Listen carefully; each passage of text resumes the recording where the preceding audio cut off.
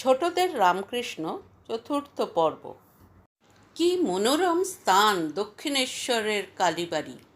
পশ্চিম দিকে গঙ্গা বয়ে যাচ্ছে, খোলামেলা জায়গা, কত দেব মন্দির, কত ফুল ফলের গাছ। মন্দির প্রতিষ্ঠা দেখতে এসে জায়গাটি রামকৃষ্ণের ভালো লাগলো।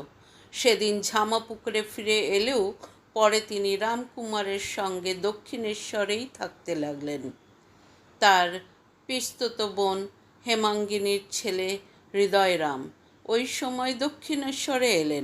ভাগ্নেকে পেয়ে শ্রীরামকৃষ্ণের সুবিধে হলো, একজন সমবয়সী সঙ্গী পেলেন। রানী রাসমণি ও মথুরবাবু মাঝে মাঝে দক্ষিণেশ্বরে আসতেন। মথুরবাবু রাসমণির জামাই। স্বামী মারা যাওয়ার পর রাসমণি বিষয় সম্পত্তির দেখাশোনা নিজেই করতেন।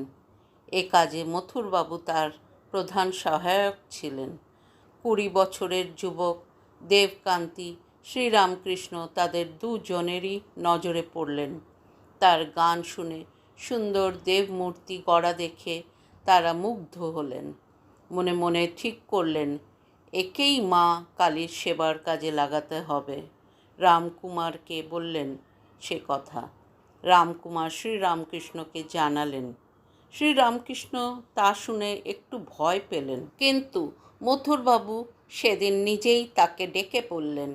সেদিন রাজি না হয়ে পারলেন না। কথা হলো নিত্য মা কালীকে সাজাবার কাজ শ্রীরামকৃষ্ণ করবেন, কিন্তু মায়ের গায়ে যেসব গয়না আছে তার ভার তিনি নিতে পারবেন না। হৃদয়ও তার সঙ্গে থাকবে, সে গয়না টয়নাগুলো সামলাবে। দক্ষিণেশ্বর কালীবাড়িতে কেবল মা কালীর, মা ভবতারিণীরই মন্দির নয়, একটি রাধা গোবিন্দের এবং 12টি শিবের মন্দিরও আছে। সব ঠাকুরেরই নিত্য পূজা হয়, পূজক আলাদা আলাদা। শ্রীরামকৃষ্ণ মা কালীর বেশকারী হওয়ার কিছুদিন পরেই নন্দোৎসবের দিন এক কাণ্ড হলো। রাধা গোবিন্দের পূজারী পুজোর পর দুপুর বেলায় গোবিন্দজিকে সিংহাসন থেকে নামিয়ে খাটে শুয়ে দিতে নিয়ে যাচ্ছেন, এমন সময় পড়ে গেলেন। মূর্তির পা ভেঙে গেল। ভাঙা মূর্তিতে পুজো করতে নেই, কি হবে? মথুরবাবু ও রানী রাসমণির কাছে খবর পাঠানো হলো। তারা পণ্ডিতদের ডেকে মত চাইলেন। পণ্ডিতেরা বললেন ভাঙা মূর্তির গঙ্গায় ফেলে দাও, নতুন মূর্তি গড়িয়ে পুজো করো। তারপর মথুরবাবুর মনে হলো বাবাকে তো জিজ্ঞাসা করা হয়নি। রানী রাসমণি ও মথুরবাবু শ্রীরামকৃষ্ণকে বাবা বলতেন। শ্রীরামকৃষ্ণকে জিজ্ঞাসা করাতে তিনি বললেন রানীর জামাইদের কারো পা ভেঙে গেলে তাকে সরিয়ে দিয়ে আর একজন নতুন জামাই আনা হতো, না তার চিকিৎসার ব্যবস্থা করা হতো। এখানেও তাই করো, মূর্তির পা জুড়ে এই মূর্তিতেই পুজো করো। শুনে সকলের চৈতন্য হলো। তাই তো, ভগবানকে তো মা, বাবা, ছেলে, জামাই প্রভৃতির মতোই আপনজন ভেবে ভালোবেসে সেবা করতে হয়। তা না করে শুধু মূর্তি ভাবছিলেন তারা।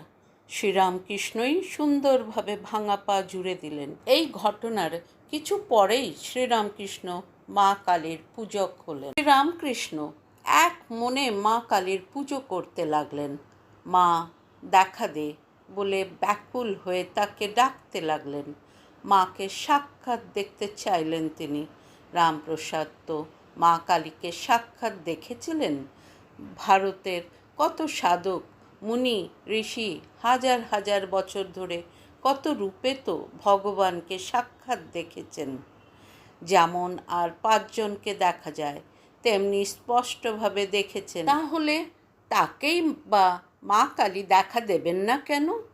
মা যে প্রতিমায় এসে তার পুজো নিচ্ছেন তা অবশ্য তখনই তিনি টের পেতেন, কিন্তু শুধু ওতে তার মন ভরল না।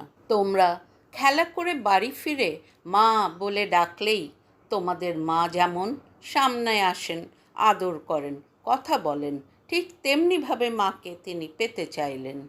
মায়ের দেখা পাওয়ার জন্য পুজোর সময় ছাড়াও অন্য সময় সর্বদা তিনি মায়ের চিন্তা করতেন, দিন রাত করতেন।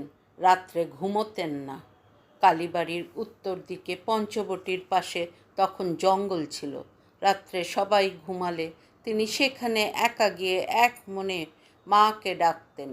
হৃদয় টের পেল রাত্রে মামা কোথায় যায়। একদিন পিছু পিছু গিয়ে দেখে মামা পঞ্চবটির পাশের জঙ্গলে ঢুকে একটা আমলকি গাছের নিচে বসে ধ্যান করছে। ভাবলে মামার মাথা খারাপ হয়ে গেছে। মামাকে ভূতের ভয় দেখিয়ে উঠিয়ে আনার জন্য সে দূর থেকে ঢিল ছুটতে লাগলো, কিন্তু রামকৃষ্ণ কিছুতেই টের পেলেন না। এক মনে ভগবানের চিন্তা করতে বসলে তার তো বাইরের হুঁশই থাকে না। সেই ছেলেবেলা থেকেই তো এরকম হয়। আপনাদের যদি ছোটদের রামকৃষ্ণের গল্প ভালো লাগে, প্লিজ সাবস্ক্রাইব করবেন। কালকে আরও অনেক গল্প নিয়ে আসবো।